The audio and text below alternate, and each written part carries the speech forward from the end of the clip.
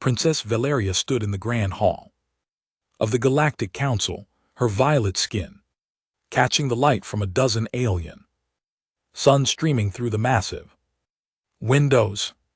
She wore the formal robes of her people, the Krillian Empire, and every piece of jewelry on her body was worth more than a small planet, but none of it made her feel any better about what was happening. The peace treaty lay on the table before her.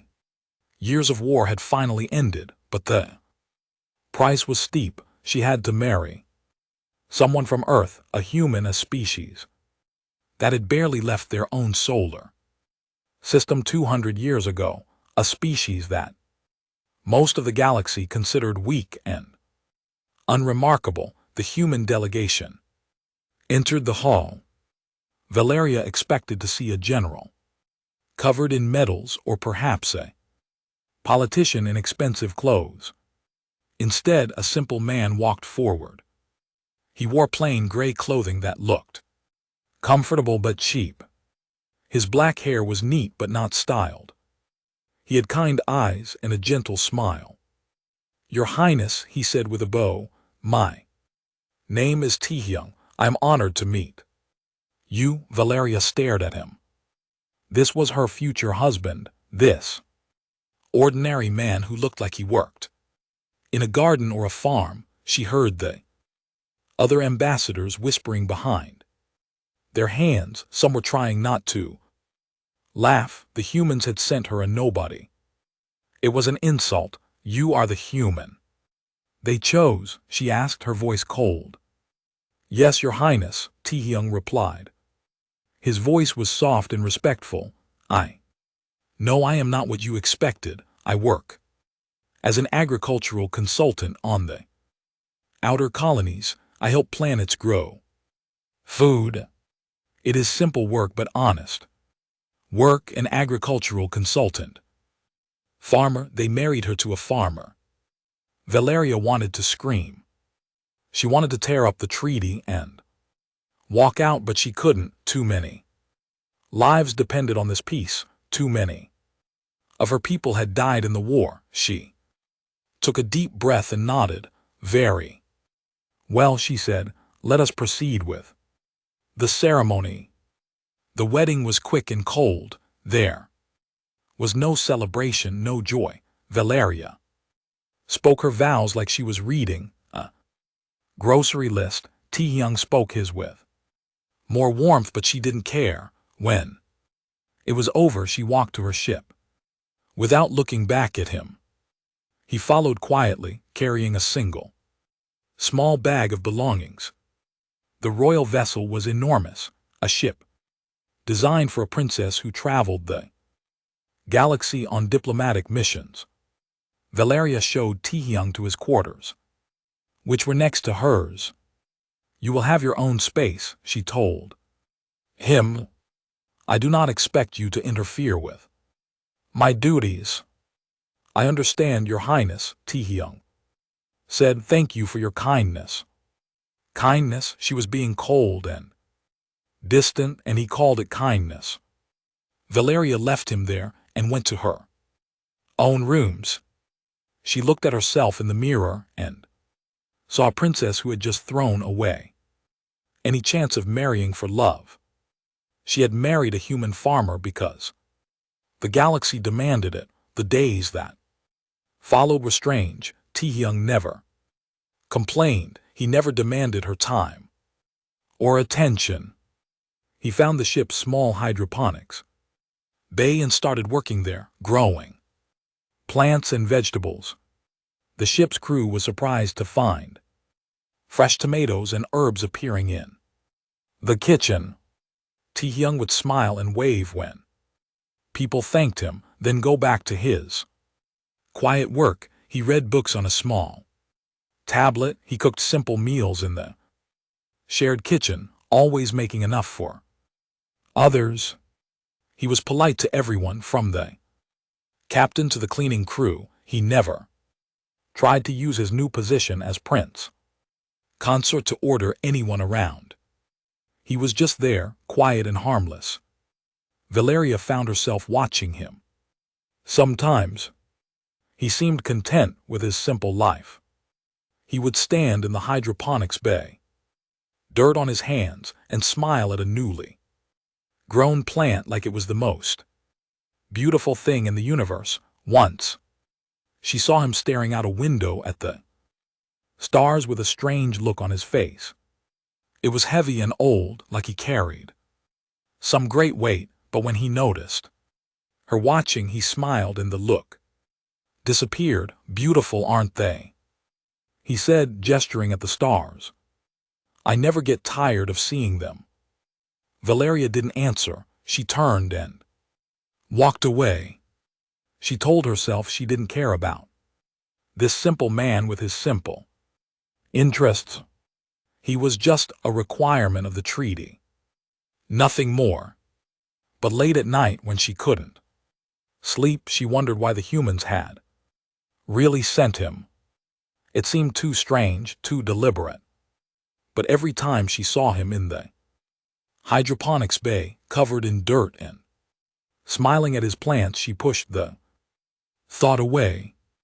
He was just a farmer. What else could he possibly be? 3 months passed like slow-moving water.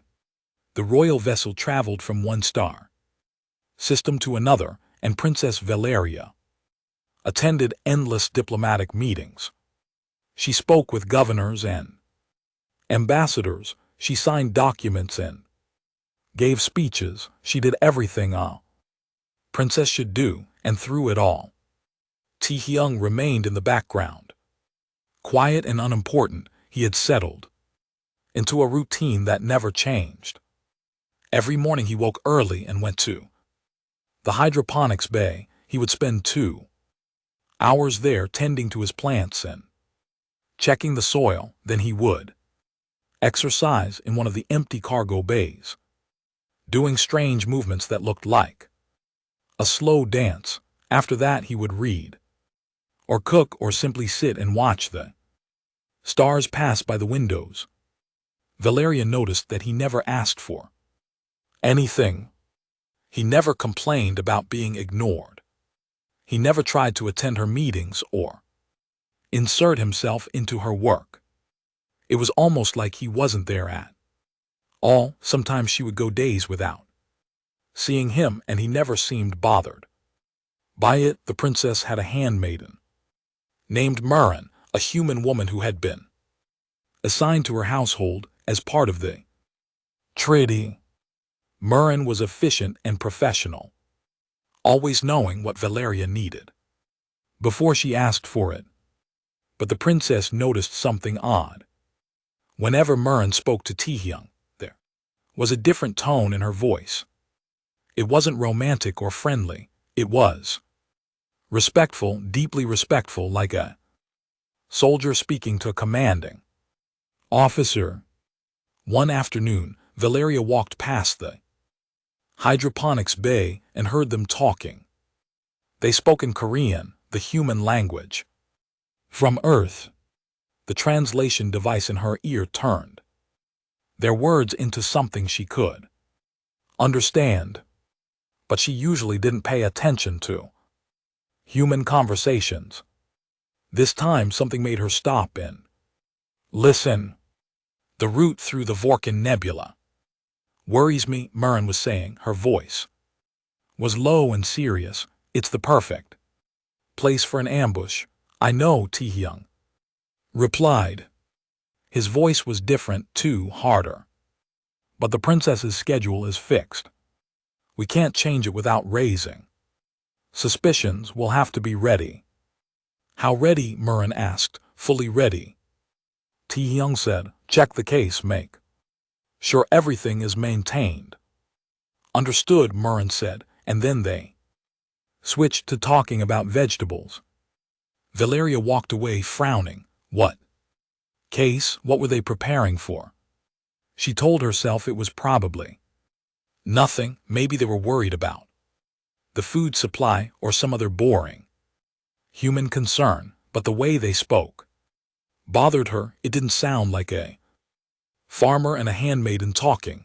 It sounded like something else entirely. That evening, Taehyung did something unexpected. He knocked on her door and asked if she would like to have dinner with him. Valeria almost said no, but curiosity won. She agreed. He had prepared a simple meal in the small kitchen near their quarters. There was rice, vegetables, and some kind of protein cooked in a savory sauce. It smelled wonderful. They sat at a small table, and for a while they ate in silence. "Tell me about your world," Taehyung said suddenly. "Krylia, I've read about it, but I want to hear about it from you." Valeria looked at him, surprised. No one ever asked her about Krylia. They asked about politics, about trade agreements, about military alliances, but not about her home. She started talking, and once she started, she couldn't stop. She told him about the purple forests and the 3 moons. She told him about the music her people made and the festivals they celebrated. She told him about the palace where she grew up and the gardens her mother had planted. Taehyung listened to every word. He asked questions that showed he was really paying attention. He didn't interrupt or change the subject. When she finished, he smiled. "It sounds beautiful," he said. "I hope I can see it someday." "Perhaps," Valeria said. She felt strange. She had enjoyed talking to him. When had that happened? They ate together 3 more times over the next 2 weeks. Each time Taehyung would ask her about something, her childhood, her dreams, her opinions on galactic politics. He had insights that surprised her. For a farmer, he seemed to understand how governments worked. He could predict what different species would do in negotiations. He understood power and strategy in ways that seemed too complex for someone with his simple background. One night she couldn't sleep. She wandered the ship's corridors and found herself near an observation deck. Taehyung was there, standing alone in the darkness, watching the stars. He didn't notice her approach. She saw his face in profile, lit by the light of a distant nebula.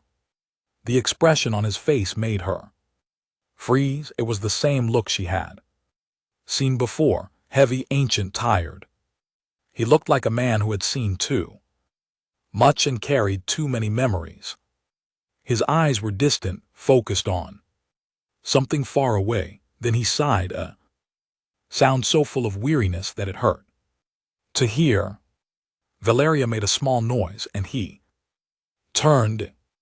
Instantly the expression vanished. He smiled his gentle smile, and he was just Taehyung again, just the quiet farmer who grew tomatoes and cooked simple meals. "Your Highness," he said, "can't sleep." "No," she replied. "What about you?" "I like to watch the stars," he said. "They remind me that there's always somewhere new to go, always another journey." She stood beside him, and they watched the stars together in silence. She wanted to ask him about the look she had seen on his face. She wanted to ask him about the conversation with Murren. She wanted to ask him who he really was. But she didn't. She just stood there. And after a while she went back to her quarters. The next day, the ship's navigation officer announced their route. They would be passing through the Vorkin Nebula in 2 days. It was the fastest path to their next diplomatic meeting. Valeria remembered Murren's words. The perfect place for an ambush. She looked at Taehyung across the dining hall. He was eating breakfast and reading something on his tablet, looking completely unconcerned. She told herself everything would be fine.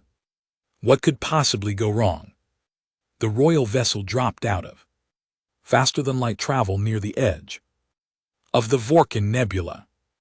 The swirling clouds of gas and dust looked beautiful from the observation windows, painted in shades of purple and blue. Princess Velraya was reviewing documents in her office when the alarm started screaming. Red lights flashed throughout the ship. The captain's voice came over the speakers, tight with tension. All hands to battle stations. Repeat. Multiple hostile contacts. Repeat. Multiple hostile contacts. Velraya ran to the bridge. The main screen showed 6 ships uncloaking around them. They were ugly vessels covered in mismatched armor plates and bristling with weapons. Pirate ships. The insignia on their hulls marked them as Harkoth raiders, some of the most dangerous criminals in the galaxy. How did they find us? The captain demanded. He was a veteran Krillian warrior named Velkar, with purple skin, even darker than the princess's. His hand hovered over the weapon controls. They must have been tracking us. Tactical officer said. They've been waiting. Our weapons are mostly ceremonial, Velkar growled. This is a diplomatic vessel, not a warship. We can't fight 6 raider ships. The communication system crackled too. Life, a rough voice spoke in broken galactic common. Krillian princess. We know you are there. Surrender now. We will ransom you back to your empire. Resist and we will take you anyway, but many will die. Velraya felt ice in her stomach. This was a planned ambush. They knew exactly who was on the ship and when they would be here. Someone had betrayed them. I'm sending a distress call, the communications officer said, but the nearest fleet is 3 hours away. 3 hours. They didn't have 3 hours. Already the pirate ships were launching boarding pods. Small armored capsules shot toward the royal vessel, magnetic clamps ready to latch onto the hull. Get the princess to the panic room, Velkar ordered. Seal it and wait for rescue. Velraya started to run, her guards surrounding her. They moved through the corridors as the first boarding pod hit the hull with a metallic crash. Then another. And another. The ship shuddered with each impact. Tihayan appeared around a corner. His face was completely calm, but there was something different about him. Something in his eyes that made Velraya's breath catch. He looked dangerous. Your Highness, he said quietly, please follow me. The panic room is the other direction, one of her guards said. The panic room will be there first. Target, Tihayan replied. His voice was soft but had an edge of steel. They'll cut through it in minutes. Trust me this way. Velraya heard cutting tools starting to work on the hull. The pirates would be inside soon. She made a decision. Lead the way. They ran through the corridors. Murren appeared from a side passage, carrying a long black case. She fell into step beside Tihayan. Without a word, the guards looked confused but followed. What's in the case? Velraya demanded. Tools, Murren said simply. They reached a section of the ship with a good defensive position, a narrow corridor with only one entrance. Tihayan stopped and turned to face the direction they'd come from. Your Highness, please get behind me.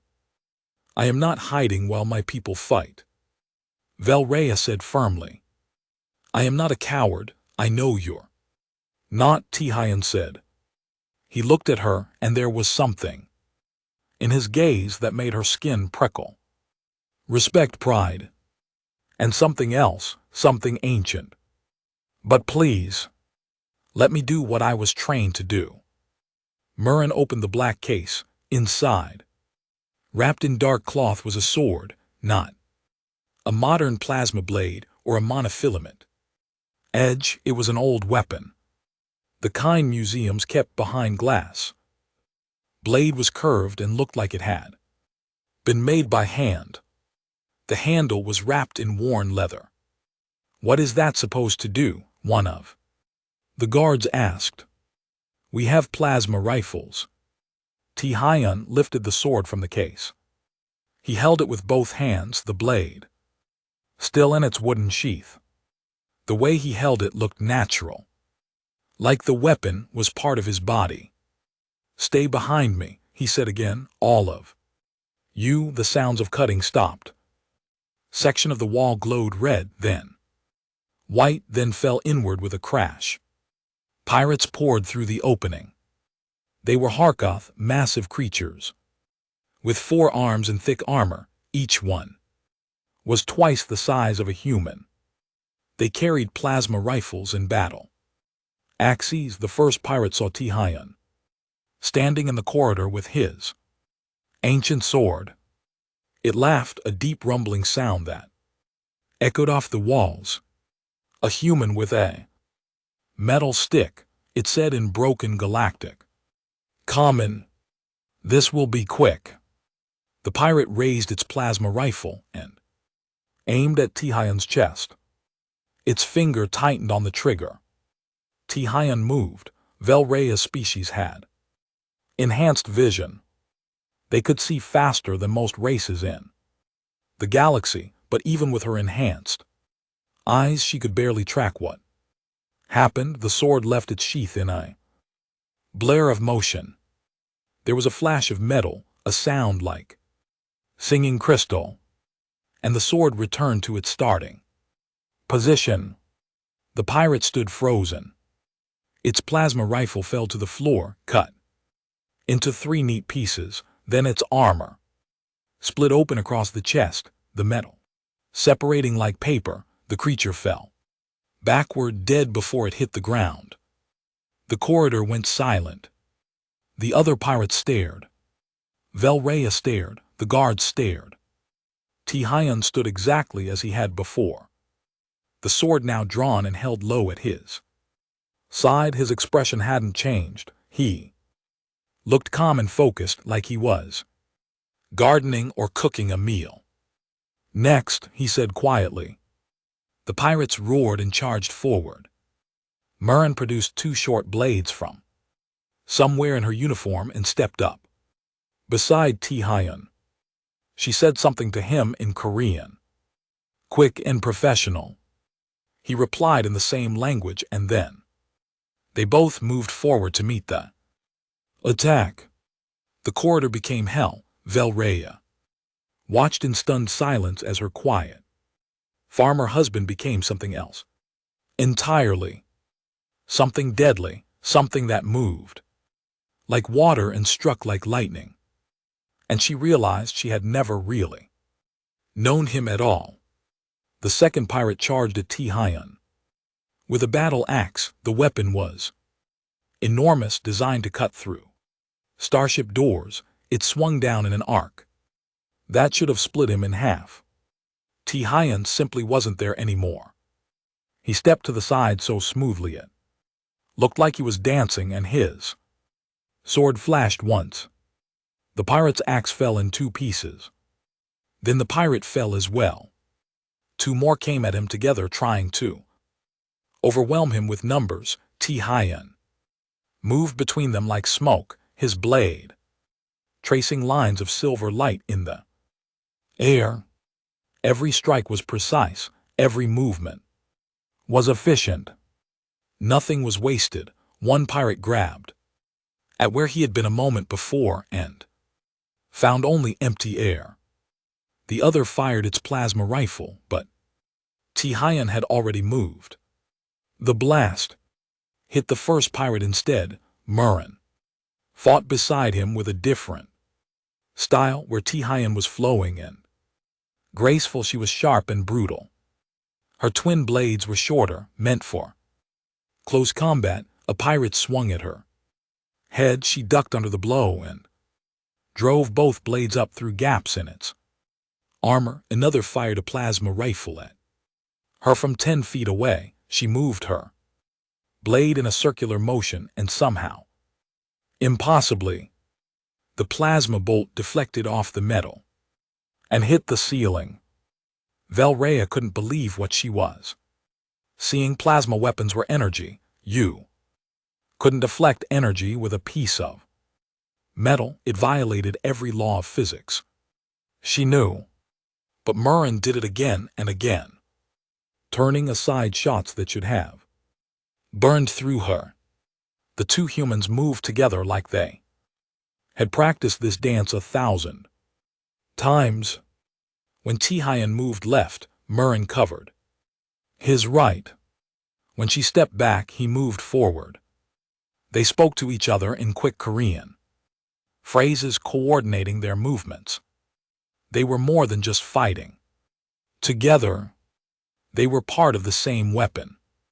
A pirate captain, smarter than the others, realized they couldn't win in close combat. It grabbed a control panel on its arm and pressed a button. Doors slammed shut on both ends of the corridor, sealing them in. Then vents opened in the ceiling, and green gas began to pour into the space. Nerve gas, one of Velraya's guards shouted. He pulled out a breathing mask, but the princess could already feel the poison burning in her lungs. The gas was designed to shut down nervous systems. Nothing organic could survive it for more than a few seconds. Tihayan took a deep breath and held it. Then he kept fighting. One pirate fell. Then another. Velraya counted the seconds in her head, growing dizzy from the gas. 10 seconds, 20, 30. Humans couldn't hold their breath that long while fighting. It was impossible. 45 seconds, a full minute. Tihayan moved through the green fog. Like it wasn't there, his sword continued its deadly work. Murren was the same, holding her breath and fighting as if she had all the time in the world. Finally, after nearly 2 minutes, Tihayan allowed himself to breathe. Velraya watched in amazement as his chest moved in a strange pattern, some kind of breathing technique that seemed to cycle the poison out of his lungs. He exhaled slowly, and the green gas around his mouth seemed to disperse. Then he breathed in again, and his movements didn't slow at all. The last pirate in the corridor turned and ran. Murren threw one of her blades. It spun through the air and caught the creature in the back of the neck, dropping it instantly. The corridor was full of bodies. 15 dead pirates, none killed by energy. Weapons, only blades. Tihayan stood in the center of the carnage, his sword held low, not a single drop of sweat on his face. His breathing was calm and steady. His hands didn't shake. There was no fear in his eyes, no excitement, no rage, just focus. Murren retrieved her thrown blade and began cleaning it with a cloth she pulled from her pocket. She did this calmly, like she was washing dishes after a meal. She said something to Tihayan in Korean. The translation device in Velraya's ear turned her words into galactic common. 14 more on the ship, according to the heat signatures. Should I handle the engine room? Please, Tihayan replied in the same language. I'll clear the bridge. Meet at the princess's location when finished. Understood, Murren said. She bowed slightly to Velraya, then ran down the corridor toward the engine room, her blades ready. Alarms were still blaring throughout the ship. Velraya could hear fighting in other sections. Her guards were staring at Tihayan like he was some kind of monster. He turned to face them, and they actually stepped back. The pirates on the bridge are trying to take control of the ship, Ti-hyun said. Calmly, he wiped his sword on the same kind of cloth Murin had used, then slid it back into its wooden sheath. With a smooth motion, the action looked like a ritual, something he had done thousands of times. I need to remove them, Your Highness. Please stay here with your guards, I'll return shortly. Wait, Velraya said. Her voice came out as a whisper. She cleared her throat and tried again. What are you? Ti-hyun looked at her for just a moment. She saw that heavy ancient expression. Again, the weight of years and memories. Then he smiled his gentle smile and it was gone. I'm your husband, he said simply, and I'm someone who wants to keep you safe. Everything else can wait. He turned and walked down the corridor. Toward the bridge, his footsteps were measured and calm, like he was going for a walk in a garden. The pirates had weapons, armor, and numbers. He had a sword that belonged in a museum. Somehow Velraya knew exactly who would win. The sounds of fighting came from the direction of the bridge, screams, the hum of plasma fire, the ring of metal on metal, then silence. A few minutes later, Ti-hyun's voice came over the ship's communication system, speaking perfect galactic common. This is Prince Consort Ti-hyun. The bridge is secure. All boarding parties have been neutralized. I repeat, all boarding parties have been neutralized. The ship is safe. Raya's guards helped her to her feet. They made their way to the bridge, stepping over pirate bodies along the way. Moore had tried to attack her husband. None had succeeded. When they reached the bridge, they found Captain Velkar and his crew standing in shocked silence. Ti-hyun was at the communication console, calmly canceling the distress signal. 5 more dead pirates lay on the floor. The captain looked at Ti-hyun, then at Velraya, then back at Ti-hyun. What in the name of the ancestors is he? Velkar whispered. Velraya didn't have an answer, but she was going to find one. The pirate ships outside, seeing that the boarding parties had failed, began to retreat. They jumped into faster than light travel and disappeared. Cowards. They had expected an easy target and found something else entirely. Ti-hyun turned from the console and saw Velraya. Are you hurt? He asked just like that, after killing 20 pirates with a metal sword. His first concern was whether she was injured. No. She said, I'm fine, but you and I are going to have a very long conversation. Yes, Your Highness, he said quietly. I suppose we are. Princess Velraya locked herself in her office and activated the ship's main computer. Her hands shook as she entered her royal security codes. Something was wrong. Something had been wrong from the very beginning. No farmer fought like that. No ordinary man killed trained pirates with a museum piece. She pulled up Ti-hyun's file. The basic information she had seen before was still there. Born in Seoul on Earth, age 34. Worked in agricultural development. Volunteered for the diplomatic marriage program. But now she added her royal override codes, the highest level of security clearance in the Krillian Empire. New files appeared, files that had been hidden from her, files marked with Earth's military seal and tagged as classified above her security level. Above a princess's security level. She felt cold as she began to read. His real name was Commodore Ti-hyun Kang. He was 57 years old, not 34. The youthful appearance came from genetic modifications, cellular reconstruction, and medical technology that could slow aging to a crawl. He had served in Earth's Shadow Corps for 40 years. Shadow Corps. Vel-Rhea had heard whispers about them. Every species had special forces, elite soldiers who did the jobs no one else could do. But humans were supposed to be weak. They were supposed to be unremarkable. This file said something very different.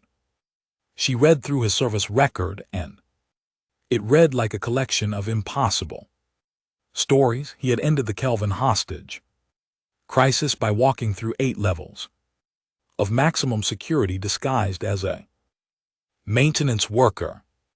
It took him 3 days. He crawled through air vents, hid in cleaning closets, and finally got to the hostage room. The report said he killed 14 guards with his hands and a knife, then walked out. With 23 hostages, not one hostage was injured. He had assassinated the warlord of Praxis, a target that was supposed to be impossible to reach. The warlord had food tasters, body scanners, and guards trained from birth. Ti-Hyun had gotten a job as a gardener in the palace. He worked there for 6 months tending to plants and being invisible. Then one day he served the warlord tea made from herbs he had grown himself. The warlord drank it, said it was delicious, and died 30 seconds later. Ti-Hyun had walked out the front gate before anyone realized what happened. He had stopped the Nexus Prime bombing by befriending the terrorist. They played chess together for 3 weeks. In a park, the man had explosives that could destroy a city. Ti-Hyun talked to him, listened to him, understood him. On the day of the planned attack, the terrorists surrendered peacefully and gave up the bombs. The report said Ti-Hyun had spent those 3 weeks learning everything about the man, his pain, his anger, his reasons. He had defeated him not with violence, but with empathy. The list went on and on. 40 years of impossible missions, 40 years of being the person Earth sent. When everything else had failed, he spoke 26 languages fluently. He had master-level skills in 5 different martial arts. He could blend into any culture, any society, and become invisible. But the most disturbing information was about his fighting style. The file identified it as Jeomdo, an ancient Korean sword art. Most species had abandoned close combat weapons when they reached space. Why use a sword when you had plasma rifles? But humans had done something different. They kept their ancient warrior traditions alive and refined them through actual combat. The file explained the theory. A warrior should be dangerous with any tool or with no tools at all. Technology could fail. Weapons could be taken away, but skill, training, and the human body, those could not be removed. So humans had perfected the art of killing with simple weapons, with their hands, with anything they could find. There were videos attached to the file. Vel-Rhea watched them, her heart pounding. She saw Ti-Hyun deflecting plasma bolts with his sword, the blade moving so fast it created a magnetic field that disrupted the energy. She saw him defeat 8 opponents in hand-to-hand combat, moving like a ghost. She saw him scale a building using only his fingers and feet, somehow finding grip on surfaces that should have been smooth. The videos were marked as training footage. This was him practicing, not even in real combat. Vel-Rhea opened Murin's file next. Captain Murin Cho, Shadow Corps Close Protection Specialist. She was 43 years old but looked 25. Her service record was similar to Tae-hyun's 40 years of impossible missions. She had protected diplomats in war zones, rescued prisoners from black site facilities, and eliminated threats. Before they could act, her specialty was blending in as a servant and assistant, someone forgettable. Then when danger came, she became something else entirely. Both of them had volunteered for this mission. The file explained why Earth's government believed Princess Velraya would be crucial to galactic peace for the next century. She would become a leader, a voice of reason, a bridge between species. But she had enemies, people who wanted her dead or captured, people who wanted to use her as a tool. So Earth had sent their very best warrior to protect her. They had disguised him as a farmer, given him a cover story, and placed him at her side. The marriage wasn't random. It was strategic. They had given her a protector who would never try to control her, never overshadow her, never make her feel weak, a man skilled enough to handle any threat, but humble enough to stay in the background. Velraya sat back in her chair, staring at the screen. Every conversation they had shared ran through her mind in a new light. Every time he had asked her about her world, her dreams, her plans, he hadn't been making small talk. He had been learning about her, understanding her, preparing to protect her better. Every time she had seen that heavy look on his face, he hadn't been sad or tired. He had been watching, analyzing, noting threats and exits and danger points, always working, even when he seemed to be resting.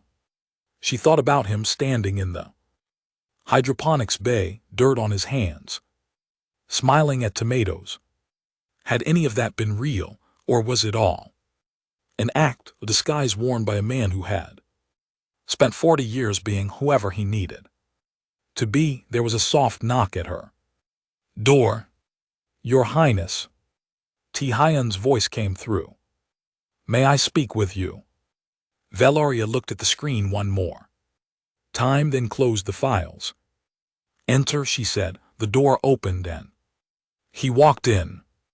He had changed clothes. He wore simple gray again, the same kind of outfit he always wore. His sword was gone, probably locked away somewhere. He looked like a farmer, harmless, ordinary, but now she could see the way he moved. Every step was balanced and ready. Every position he took gave him clear sight, lines to the door and windows.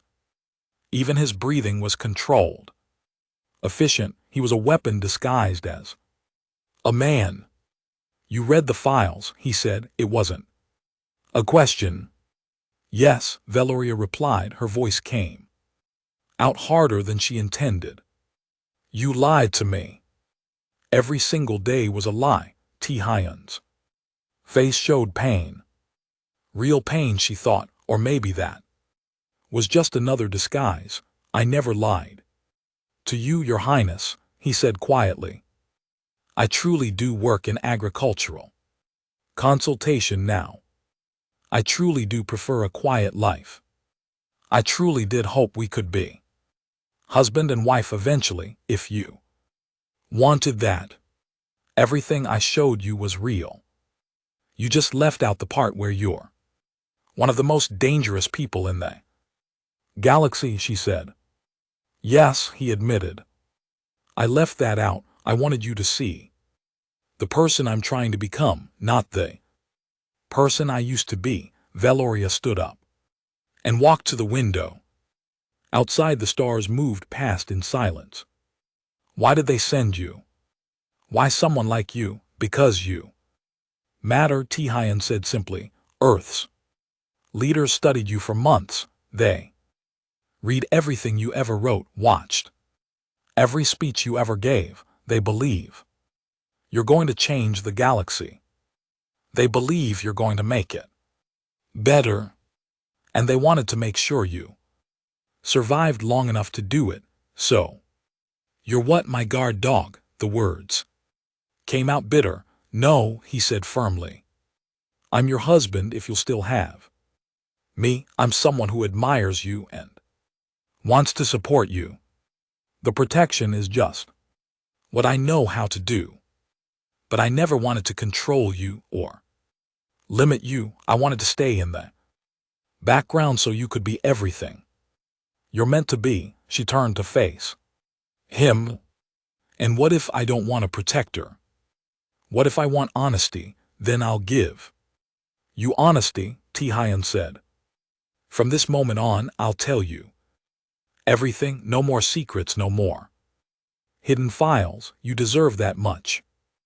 Valoria studied his face. He looked sincere, but he was trained to look sincere, trained to be whatever people needed him to be. How could she ever trust him again? But then she remembered the way he had stepped between her and the pirates, the way he had calmly faced certain death to keep her safe, the way he had asked her about her dreams, really listening, really caring. Maybe he was a weapon. Maybe he was dangerous, but he was her weapon, and he had chosen to be pointed at her enemies, not at her. Teach me, she said suddenly. Teach you what? Ti-Hyen asked. Teach me to fight. If we're going to be partners, then I won't be the only one who can't protect myself. Teach me your sword work. Teach me to be dangerous for the first time since the attack. Ti-Hyen smiled, his real smile, not the gentle farmer's smile, the warrior's smile, proud and fierce. It would be my honor, Your Highness, and stop calling me Your Highness when we're alone, she added. If we're really married, use my name. Yes, Valoria, he said, and the sound of her name in his voice made something in her chest feel warm. They had a long way to go, a lot of trust to rebuild. The training room was empty except for 2 people.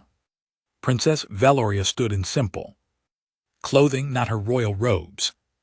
She wore a training outfit that Myra had provided, something made of flexible material that allowed easy movement. In her hands, she held a wooden practice sword. It felt strange and unbalanced compared to the plasma blade she had trained with as a girl. Ti-Hyen stood across from her, also holding a wooden sword. He had changed too, not in his clothes but in the way he held himself. The gentle farmer was completely gone. This was Commodore Kang, the warrior, the teacher. His eyes were sharp and focused. First, I need to know what you already know, he said. Show me your stance. Valoria fell into the combat position she had learned as a princess. Feet apart, weight balanced, sword held high and ready to strike. It was the traditional Krillian stance, taught to nobility for thousands of years. Ti-Hyen walked around her, studying her position. Your stance is strong, he said, built for power and stability. Krillian warriors are larger and stronger than most species, so you rely on that strength. Your sword forms are designed to overwhelm opponents with force. Yes, Valoria said. Is that wrong? Not wrong, Ti-Hyen replied, but limited. You're smaller than most Krillian warriors. You can't rely on pure strength. You need to learn something different, something that turns your opponent's strength against them. He demonstrated a different stance. His feet were closer together, his body angled, his sword held low instead of high. This is the foundation of Geomdo. We don't try to overpower, we flow like water, we wait for the opening. We use minimal force for maximum effect. They trained for 2 hours that first day. Ti-Hyun was patient but demanding. He corrected her foot position a dozen times. He made her practice a single draw and cut motion until her arms ached. He taught her to breathe in rhythm with her movements to stay calm, even when exhausted.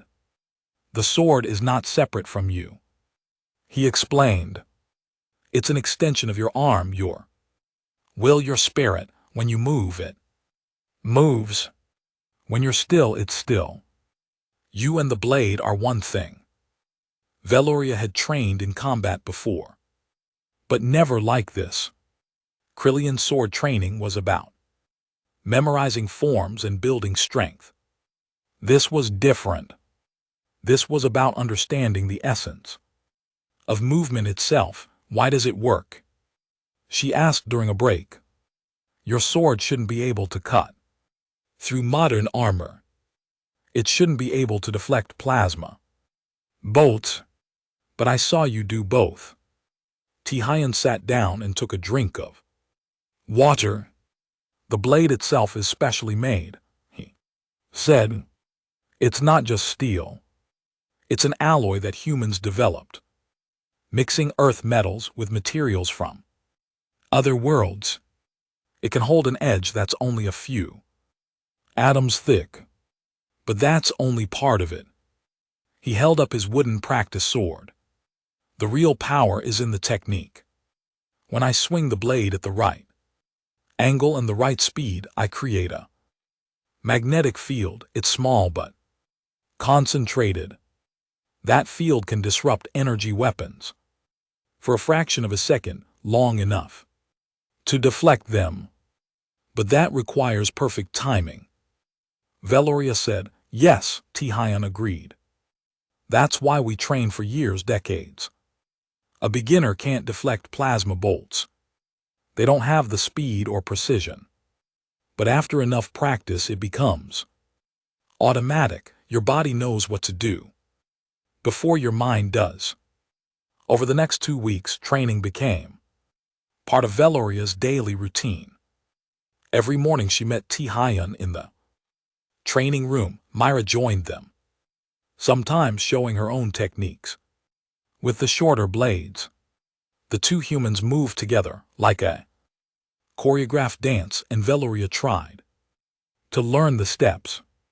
She was terrible at first. She held the sword too tight. She telegraphed her strikes. She got frustrated and tried to use power when she should have used finesse. Ti-Hyun corrected her every time, never getting angry, never mocking her, just patiently showing her again and again until she understood. You're thinking too much, he told her one day. Your mind is trying to control every movement. Let your body move naturally. Trust your training. I've only been training for 2 weeks, Veloria said, frustrated. I don't have training to trust. Then trust me, Ti-Hyun said. Close your eyes. She did. She stood in the darkness behind her, eyelids feeling silly. I'm going to swing at you, Ti-Hyun said. Listen to the sound, feel the air moving. When you sense the strike coming, block it. Don't think, just move. Veloria's heart pounded. She heard Ti-Hyun shift his weight. She heard the whisper of wood cutting through air. Something inside her reacted, and her sword came up to block. The wooden blades clacked together. Good, Ti-Hyun said, again. They practiced blind fighting for an hour. At first she missed more often than she blocked, but slowly she began to understand. Her ears picked up the tiny sounds of his movements. Her skin felt the shift in air pressure. Her body started to react before her mind could process what was happening. This is what I meant, Ti-Hyun said. Your species has enhanced senses. Use them. Don't rely only on your eyes. Become aware of everything around you. Training wasn't just physical. Taehyun taught her about awareness and preparation. He would walk with her through the ship's corridors and suddenly ask her questions. How many people are in the room we just passed? Where are the emergency exits on this deck? What weapons are the guards carrying? At first, she didn't know the answers. She hadn't been paying attention. But he made her start looking, noticing, remembering. A warrior is always aware, he said. Always prepared. It's not paranoia, it's responsibility. He told her stories from his decades of service, and they weren't always about fighting. One story was about a negotiation he attended disguised as a translator. Two ambassadors were about to start a war because of a cultural misunderstanding. Taehyun had quietly explained the mistake to both sides, and the war was prevented. No one died, no shots were fired. Violence is always the last option, he said. A good warrior prevents fights, not starts them. I've killed many people in my life, but I've saved many more by finding other solutions. Velraya found herself looking forward to their training sessions, not just for the combat skills, but for the time with him. When they trained, Taehyun was fully present, no distractions, no pretense. Just a teacher helping a student become stronger. One evening, after a particularly hard session, they sat together in the observation deck. Velraya's muscles ached, but it was a good ache. The ache of growth and improvement. Why did you really volunteer for this marriage? She asked. The file said you could have retired. You had earned it. Why take another mission? Taehyun was quiet for a long moment. I've spent 40 years being someone else. He finally said, a janitor, a gardener, a terrorist's friend, a warlord's servant. I became whoever the mission needed. But I never got to be just me. Just Taehyun. He looked at her, and his expression was vulnerable in a way she'd never seen. When they showed me your profile, I saw someone remarkable, someone who cared about making the galaxy better, someone kind and strong and brilliant. And I thought, maybe if I protected you, helped you achieve your goals, that could be my last mission, my best mission. And maybe, along the way, I could finally be myself with someone. Velraya felt something shift inside her. For weeks she had been angry about the deception, but now she understood. He hadn't lied to trick her. He had hidden his past because he wanted to escape it. He wanted to be seen as Taehyun, the person, not Commodore Kang, the weapon. I'm glad you volunteered, she said quietly. I was angry about the secrets, but I'm glad you're here. Taehyun smiled, and this time it reached his eyes. I'm glad I'm here too. They sat together and watched the stars, and the silence between them was comfortable. The training would continue. The journey would go on. But something had changed. They weren't just going through the motions of a political marriage anymore. They were becoming partners. The next morning, Velraya arrived at the training room early. She found Taehyun already there, practicing forms with his real sword, not the wooden one. She watched him move through the motions, a deadly dance of precision and control. When he finished, he turned and saw her. Ready? He asked. Ready, she replied, picking up her practice sword. They began again. 3 months after the pirate attack, the royal vessel arrived at Krylia.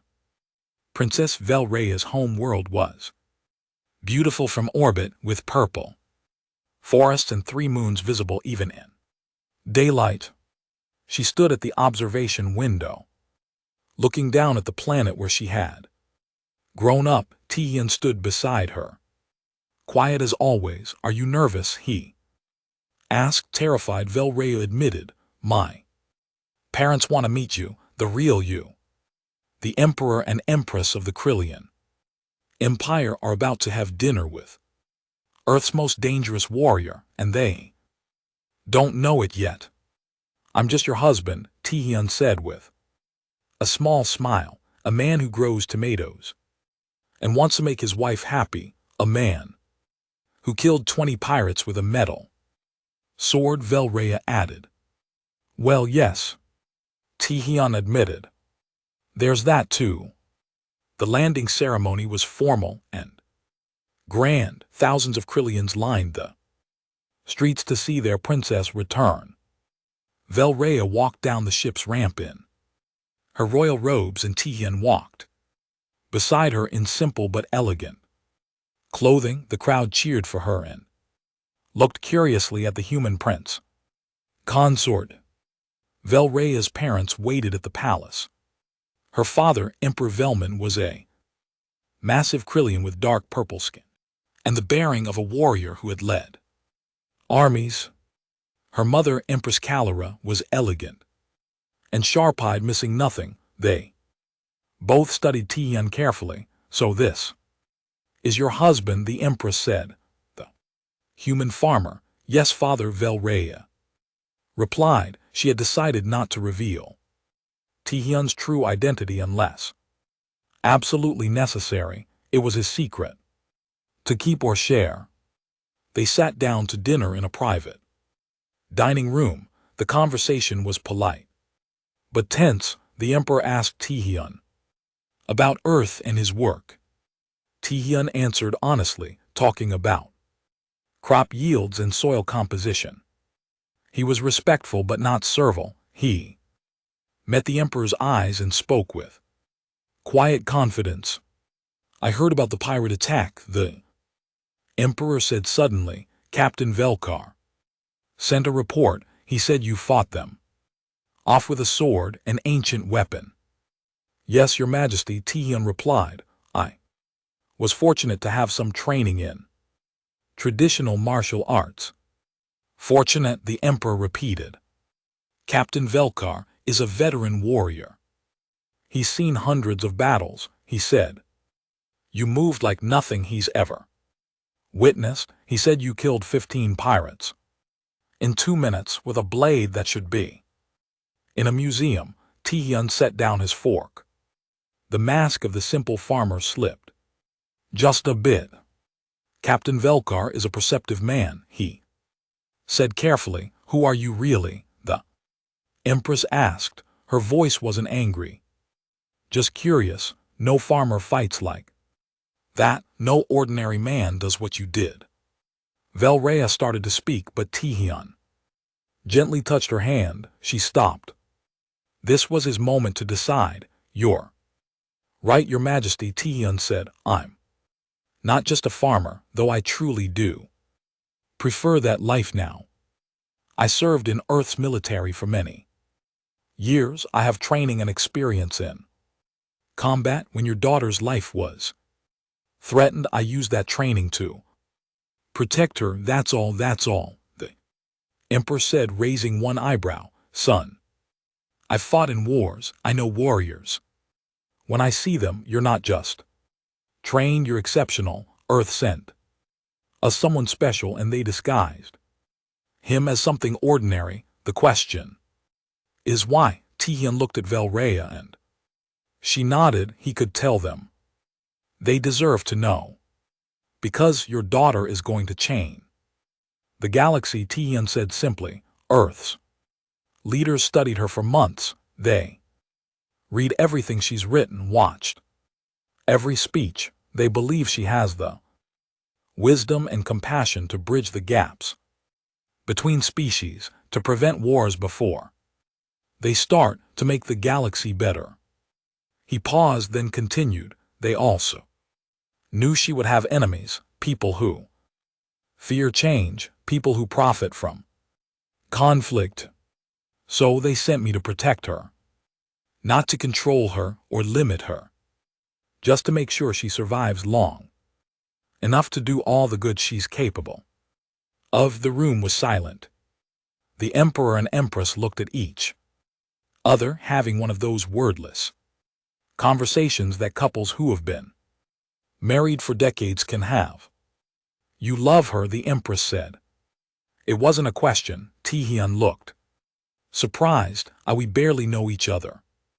You love her, the empress repeated. I can see it in the way you look at her, the way you speak about her potential.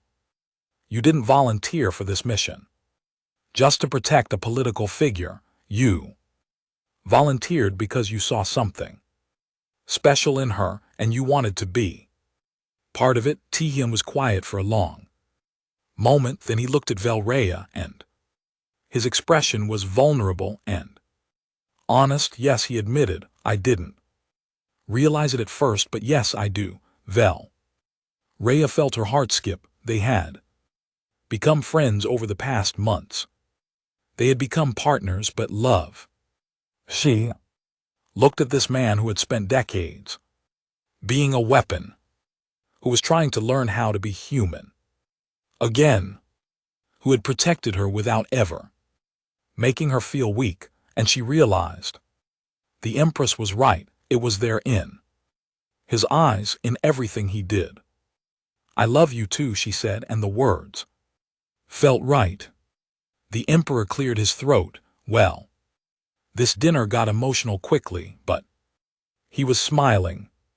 Tell me, son-in-law, this training you have, could you teach it to our palace guards? Father, Velraya said. Taehyun is here as my husband, not as a military instructor. I know, the emperor said, but if the galaxy is as dangerous as you say, Krylia needs to be ready. We've relied on our strength and our numbers for too long. Perhaps it's time we learn something new. Taehyun considered this. I could teach some basic principles, he said. Awareness, preparation, efficiency, but the advanced techniques take years to master. Then we'll start with the basics, the empress said, and perhaps over time, Earth and Krylia can share more than just trade agreements. We can share knowledge, training, understanding. That would please Earth's leadership very much, Taehyun said. Over the next week, Velraya watched as Taehyun began teaching sessions with the palace guard. He was patient and clear, breaking down complex techniques into simple steps. The guards, who had initially been skeptical of learning from a human, quickly gained respect for him. He could disarm any of them in seconds, but he did it without humiliation. He taught them why they failed and how to improve. Velraya continued her own training as well. She was getting better.